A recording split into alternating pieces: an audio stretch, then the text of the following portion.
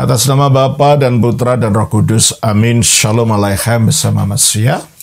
Selamat bertemu kembali saudara dengan saya, Episkop Daniel dari Nikopolis, pemimpin dari Gereja Ortodoks Indonesia dan pendirinya.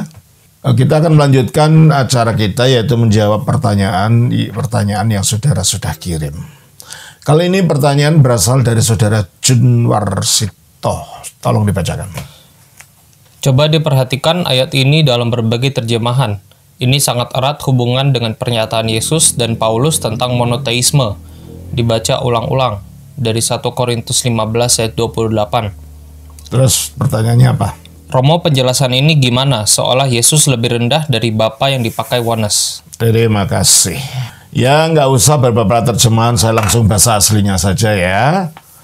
Bahasa aslinya dari 1 Korintus 15 ayat yang ke-28. Otande ipotagi afto tapanda, tetapi apabila semua ditundukkan kepadanya, tote, maka pada saat itu keaptos dia sendiri, Oios atau sang putra, ipotagisete akan menundukkan diri, to ipotaksanti pada dia menundukkan padanya, dia menundukkan segala sesuatu padanya, ina supaya ioteos panda en pasin supaya Allah itu berada dalam semua dan menjadi semua di dalam semua. Saudara Junwarsito, masalahnya ini bukan masalah Bapa lebih rendah, putra lebih rendah dari Bapa, sehingga seolah-olah putra itu bukan ilahi. Mari kita lihat 1 Korintus 15. Ya, Wanes akan mengatakan yang Allah itu hanya Bapa saja, Yesus bukan. Karena buktinya anak itu tunduk pada Bapa. Saya ngerti pikiran mereka, tapi mereka keliru. Mulai ayat 25 saja. Karena ia harus memegang pemerintahan sebagai raja sampai Allah meletakkan semua musuhnya di bawah kakinya. Musuh yang terakhir yang dibinasakan ialah maut. Sebab segala sesuatu telah ditaklukkannya di bawah kakinya. Tetapi kalau dikatakan bahwa segala sesuatu telah ditaklukkan, maka teranglah bahwa ia sendiri yang telah menaklukkan segala sesuatu di bawah kaki Kristus itu tidak termasuk di dalamnya. Tetapi kalau segala sesuatu telah ditaklukkan di bawah Kristus, maka ia sendiri sebagai anak akan menaklukkan dirinya di bawah dia, yang telah menaklukkan segala sesuatu di bawahnya, supaya Allah menjadi semua di dalam semua. Terima kasih. Kalau kita lihat konteksnya, pasal 15 mulai ayat 12 ini berbicara tentang keselamatan, yaitu tentang kebangkitan orang yang percaya. Ya, kita lihat supaya kita tidak comot satu ayat lalu kita tafsirkan seenak kita sendiri. Kita lihat konteksnya adalah dari mulai ayat 17 lah. Nanti kita baca. Dan jika Kristus tidak dibangkitkan, maka sia-sialah kepercayaan kamu dan kamu masih hidup dalam dosamu. Demikianlah binasa juga orang-orang yang mati dalam Kristus. Nah, jadi kalau Kristus tidak dibangkitkan, kita menyatu dengan Kristus pun kita tetap mati. Karena Kristus sendiri tidak bangkit. Tapi kita mengalami hidup karena menyatu dengan Kristus yang telah bangkit, sehingga kita ikut dalam kehidupan kebangkitan Kristus. Itu disitulah keselamatan itu. Terus ayat 12. Jikalau kita hanya dalam hidup ini saja menaruh pengharapan pada Kristus, maka kita adalah orang-orang yang paling malang dari segala manusia. Jika Kristus itu hanya hidup ini saja, hidup sekarang ini, tidak ada kebangkitannya Kristus, kita paling malang karena kita mengharapkan keselamatan, mengharapkan kebangkitan. Ternyata landasan kebangkitannya tidak ada sebab Kristus tidak bangkit. Oleh karena itu, ayat 20. Tetapi yang benar ialah... Nah, ini yang benar. Yang benar apa? Bahwa Kristus telah dibangkitkan dari Kristus telah dibangkitkan dari antara orang mati. Sebagai apa? sebagai yang sulung dari orang-orang yang telah meninggal. Jadi dia sebagai pendahulu perintis yang sulung dari orang-orang yang akan dibangkitkan. Orang percaya yang akan dibangkitkan. Berarti landasan kebangkitan orang percaya adalah kebangkitannya Kristus ini. Terus? Sebab sama seperti maut datang karena satu orang manusia. Ya, datangnya maut itu oleh manusia, yaitu Adam. Terus? Demikian juga kebangkitan orang mati. Nah, maka kebangkitan juga harus datang dari manusia. Maka sebagaimana sama seperti maut datang karena satu orang manusia yaitu Adam, demikian juga kebangkitan orang mati datang karena satu orang manusia yaitu Yesus. Terus? Demikian juga kebangkitan orang mati datang karena satu orang manusia. Ya, Yesus tadi. Terus? Karena sama seperti semua orang mati dalam persekutuan dengan Adam. Nah, kalau kita lahir dari orang tua kita yang mendapat kemanusiaan kita dari turunan Adam saja, dan kemanusiaan Adam itu telah dikuasai kematian. Kita baca Roma 5 ayat 12. Sebab itu sama seperti dosa telah masuk ke dalam dunia oleh satu orang, Yaitu oleh Adam. dan oleh dosa itu juga maut. Nah, oleh dosa itu masuknya maut itu. Sehingga Demikianlah maut itu telah menjalar kepada semua maut orang. itu menjalar kepada semua orang. Jadi kalau kita bersekutu dengan Adam, lahir hanya mendapat kemanusiaan yang asalnya dari Adam itu, kita dibawa kematian. Ya. Ayat 22 dari 1 Korintus 15. Karena sama seperti semua orang mati dalam persekutuan dengan Adam, Kalau dengan Adam kita hanya mendapat kematian. Terus? demikian pula semua orang akan dihidupkan kembali dalam persekutuan dengan Kristus. Kalau kita menyatu dengan Kristus sebagai Adam yang terakhir, yang mengakhiri kodrat kematian yang ada pada Adam dan memunculkan kehidupan, maka kita mendapatkan kehidupan, mendapatkan kebangkitan itu. Terus? Tetapi tiap-tiap orang menurut urutannya. Nah, tiap-tiap orang menurut urutannya. Kristus sebagai buah sulung. Ya, itu dia sebenarnya menjadi fondasi dari kebangkitan itu. Terus? Sesudah itu mereka yang menjadi miliknya pada waktu kedatangannya. Nah, sesudah itu mereka yang menjadi miliknya pada waktu kedatangannya. Jadi kalau datang, umat miliknya akan dibangkitkan. Kita baca dari 1 Tesalonika pasal 4 ayat yang ke-16-17. Sebab pada waktu tanda diberi, yaitu pada waktu penghulu malaikat berseru dan sangkakala Allah berbunyi, maka Tuhan sendiri akan turun dari sorga, dan mereka yang mati dalam Kristus akan lebih dahulu bangkit. Nah itu, mereka pada waktu Kristus datang, mereka yang mati dalam Kristus akan lebih dulu bangkit. Ya. Ayat 24. Kemudian tiba kesudahannya. Nah, sesudah kebangkitan itu, maka tiba kesudahan alam ini. Apa itu? Yaitu bila mana ia menyerahkan kerajaan kepada Allah Bapa. Kapan dia diangkat jadi raja? Nah, pertanyaannya harus kita ingat. Pada waktu Yesus naik ke surga itu, dia masih memiliki tubuh manusia. Coba kita baca di dalam Kisah Rasul pasal yang ke-1. Ayatnya 4 sampai ayat yang ke-10. Pada suatu hari ketika ia makan bersama-sama dengan mereka. Ini berbicara sesudah kebangkitannya dan bertemu dengan muridnya dan dia makan dengan mereka. Berarti sesudah bangkit pun dia masih punya kemanusiaan itu. Buktinya dia bangkit.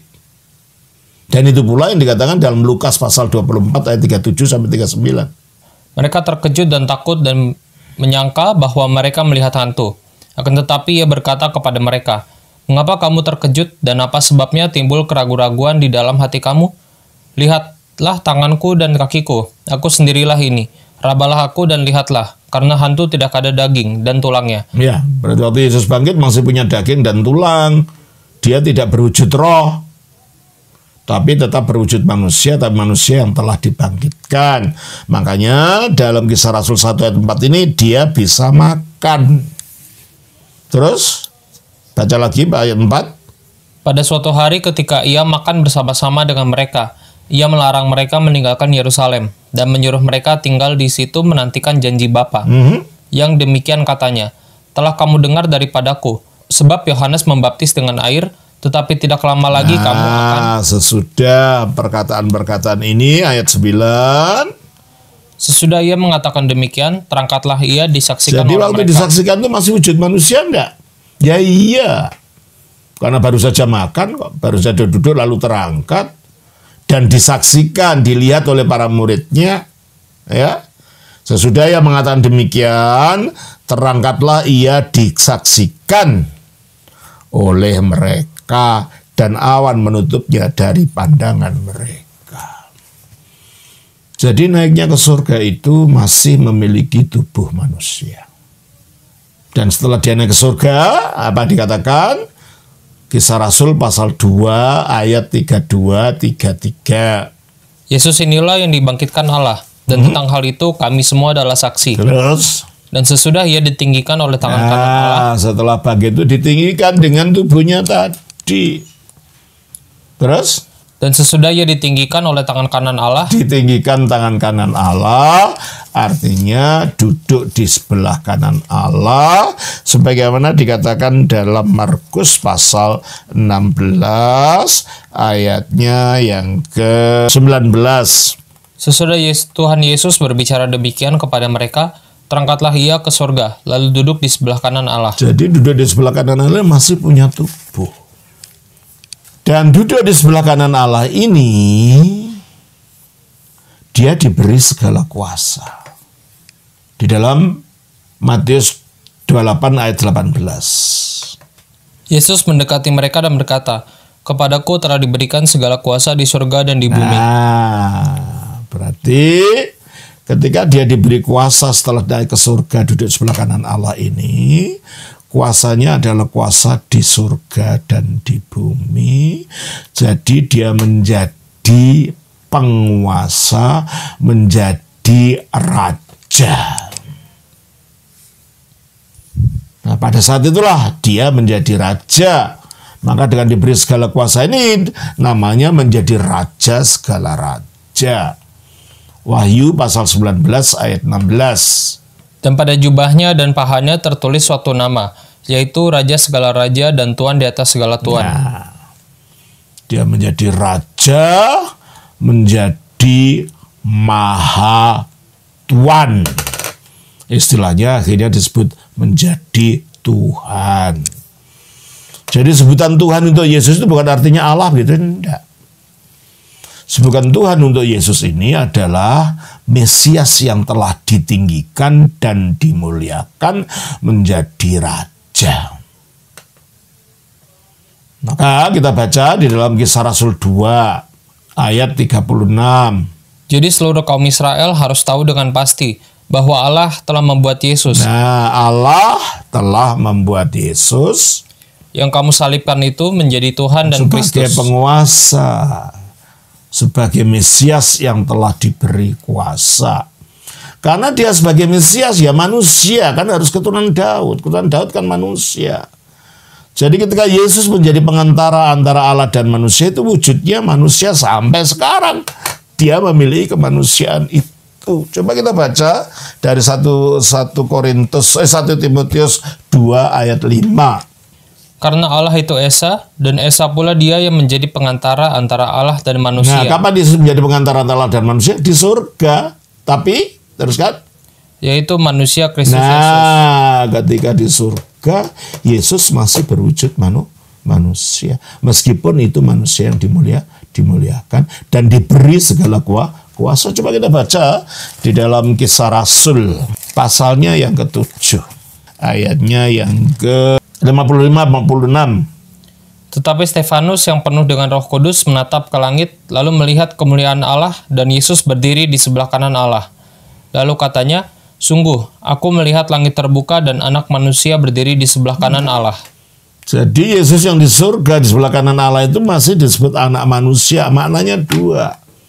Dia masih memiliki kemanusiaan dan dia itu Mesias yang dilihat oleh Nabi Daniel di dalam Daniel 7 ayat 13. Aku terus melihat dalam penglihatan malam itu, tampak datang dengan awan-awan dari langit seorang seperti anak manusia. Ya, anak manusia terus. Datanglah ia kepada yang lanjut usianya itu, dan ia dibawa ke hadapannya. Terus? Lalu diberikan kepadanya kekuasaan dan kemuliaan, dan kekuasaan sebagai raja. Maka orang-orang dari segala bangsa, suku bangsa, dan bahasa mengabdi kepadanya. Ya toh, dia diberi kekuasaan sebagai raja dalam penglihatan Daniel anak manusia itu. Dan penggenapannya adalah sesudah dia bangkit naik ke surga, diberi segala kuasa sebagai raja, itulah Mesias. Bagaimana kita tahu bahwa sebutan anak manusia itu artinya Mesias?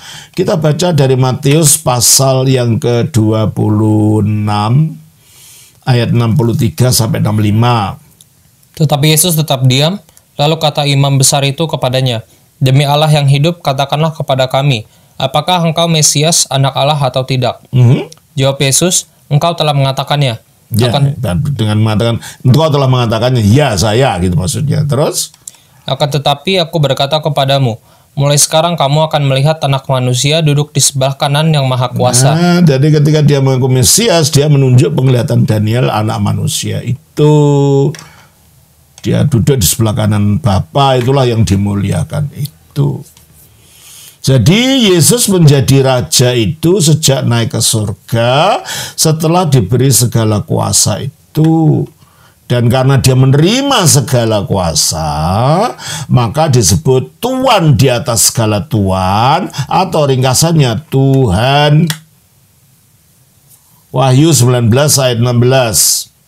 Dan pada jubahnya dan pahanya tertulis suatu nama, yaitu Raja segala raja dan Tuhan di atas segala Tuhan.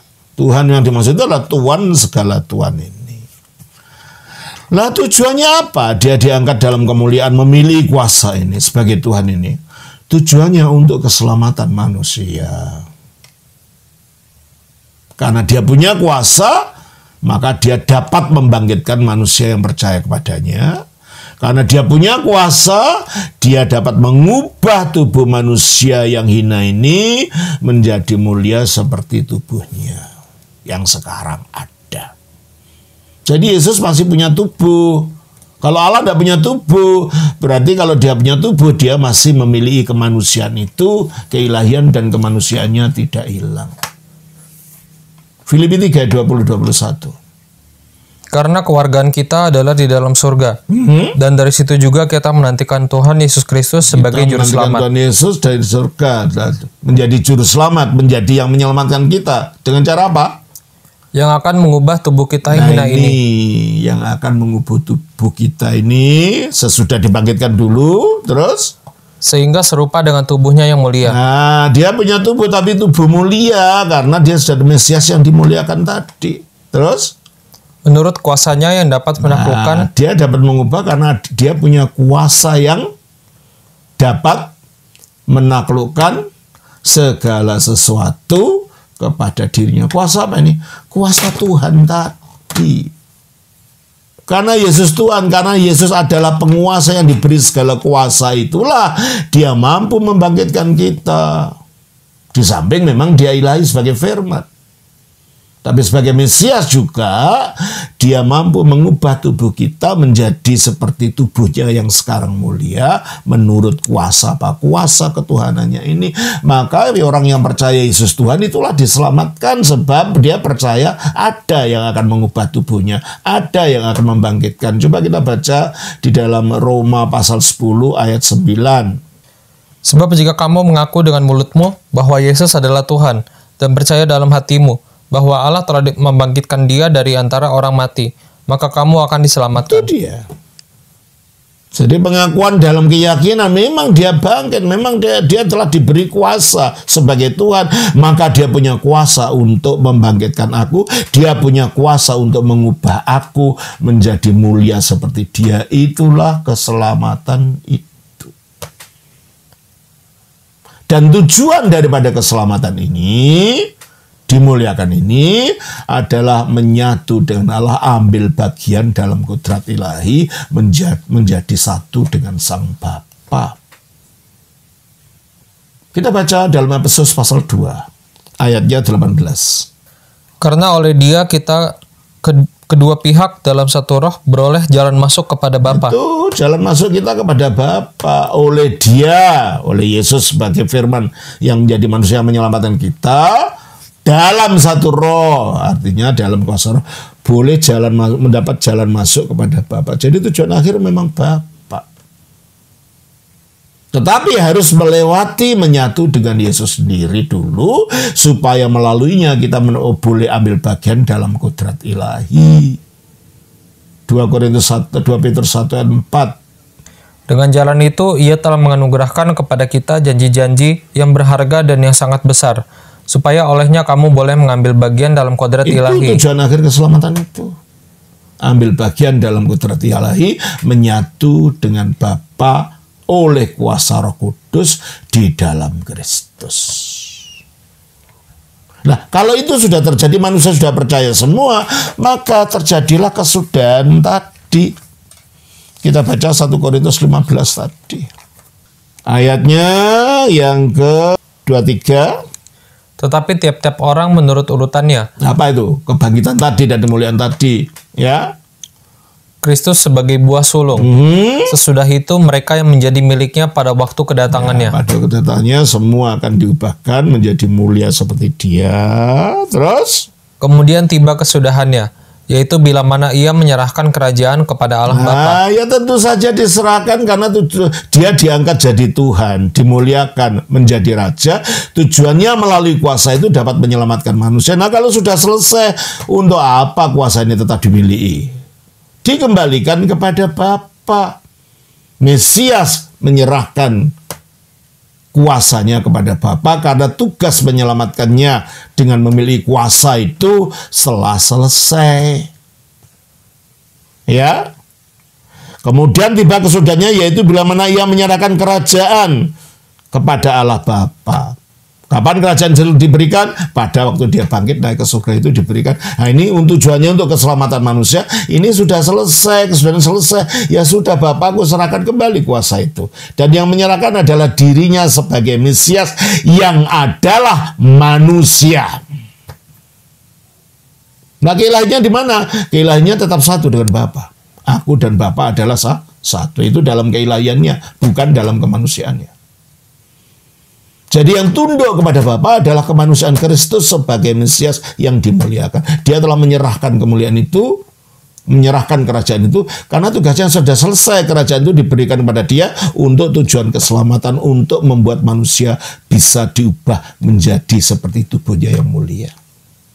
Kemudian tiba kesudahannya, yaitu bila mana ia menyerahkan kerajaan kepada Allah Bapa, sesudah ia membinasakan segala pemerintahan, kekuasaan, dan kekuatan. Apa ini? Kuasa-kuasa gelap, roh jahat. Total dilenyapkan pada saat itu. Sudah selesai. Bagaimana kita tahu bahwa di pemerintahan, kekuasaan, dan kekuatan itu roh jahat? Baca dalam Efesus pasal 6 ayat 12. Karena perjuangan kita bukanlah melawan darah dan daging, tetapi melawan pemerintah-pemerintah, melawan penguasa-penguasa, melawan penghulu-penghulu. Itu penguasa-penguasa pemerintah bukan darah dan daging kalau gitu. Apa itu? Teruskan. Melawan penghulu-penghulu dunia yang gelap ini, melawan roh-roh jahat di udara. Berarti yang disebut sebagai pemerintah, kekuasaan, dan kekuatan itu semua dunia kegelapan, kejahatan di bawah pimpinan iblis itu dilenyapkan. Kematian dilenyapkan dengan manusia dibangkitkan. Iblis dilenyapkan dengan jalan ini. Jadi musuh-musuh ini sudah dikalahkan semua. Itulah tujuan keselamatan. Ayat 25. Karena ia harus memegang pemerintahan sebagai raja sampai Allah meletakkan semua musuhnya di bawah kakinya. Jadi Yesus diberi segala kuasa di surga dan bumi sebagai Mesias yang dimuliakan, sebagai raja segala raja. Itu tujuannya apa? Tujuannya supaya musuhnya, yaitu iblis, roh-roh jahat, dan kematian itu dikalahkan. Kalau itu sudah selesai, ya sudah dikembalikan kuasa itu, ya. Karena ia harus memegang pemerintahan sebagai raja sejak ia diberi segala kuasa di surga tadi, di surga dan bumi tadi, sampai kapan? Sampai Allah meletakkan semua musuhnya di bawah kakinya. Berarti kekuatan yang diberikan pada Kristus, kuasa yang diberikan pada Kristus tujuannya untuk keselamatan manusia. Musuh-musuh eksistensial manusia ini dihancurkan, iblis, dosa, dan kematian. Nah, musuh yang terakhir apa? Musuh yang terakhir yang dibinasakan ialah maut. Jadi saat itu sudah tidak ada kematian lagi. Dan itu Yesus dapat lakukan karena dia mendapat kuasa, segala kuasa di surga dan di bumi tadi, menjadi raja sebagai Mesias, yang Mesias itu adalah manusia. Meskipun sudah dimuliakan. Sebab segala sesuatu telah ditaklukkan di bawah kakinya. Sebagai apa? Sebagai yang telah menerima segala kuasa di surga dan di bumi. Coba kita baca di dalam Filipi pasal 2. Ayatnya 9-11. Itulah sebabnya Allah sangat meninggikan dia dan mengaruniakan kepadanya nama di atas segala nama, supaya dalam nama Yesus bertekuk lutut segala yang ada di langit, yaitu para malaikat, dan yang ada di atas bumi, yaitu segala makhluk yang lain yang ada di bumi ini, manusia, binatang-binatang dan lain-lain, dan yang ada di bawah bumi, yaitu dunia roh jahat, dan segala lidah mengaku Yesus Kristus adalah Tuhan. Ya, segala sesuatu ditaklukkan kepada dia kalau begitu terus. Dan segala lidah mengaku Yesus Kristus adalah Tuhan bagi kemuliaan Allah Bapa. Tuhan di sini artinya adalah penguasa Mesias yang telah dimuliakan tadi. Disitulah segala sesuatu ditaklukkan, ya. Tetapi kalau segala sesuatu yang di surga, yang di atas bumi, yang di bawah bumi telah ditaklukkan di bawah Kristus, maka ia sendiri sebagai anak. Anak bisa berarti dua arti, sebagai firman Allah yang keluar dari Allah, tapi juga sebagai Mesias. Karena Mesias itu dikatakan sebagai anak Allah. Ketika Allah, Nabi Nathan mengatakan pada Daud, dia akan aku menjadi Allahnya, Bapaknya, dan dia akan menjadi anakku. Coba kita baca di dalam 2 Samuel pasal 7, ayatnya yang ke-12. Apabila umurmu sudah genap dan engkau telah mendapat perhentian bersama-sama dengan nenek moyangmu, maka aku akan membangkitkan keturunanmu yang kemudian. Itulah Mesias itu. Terus?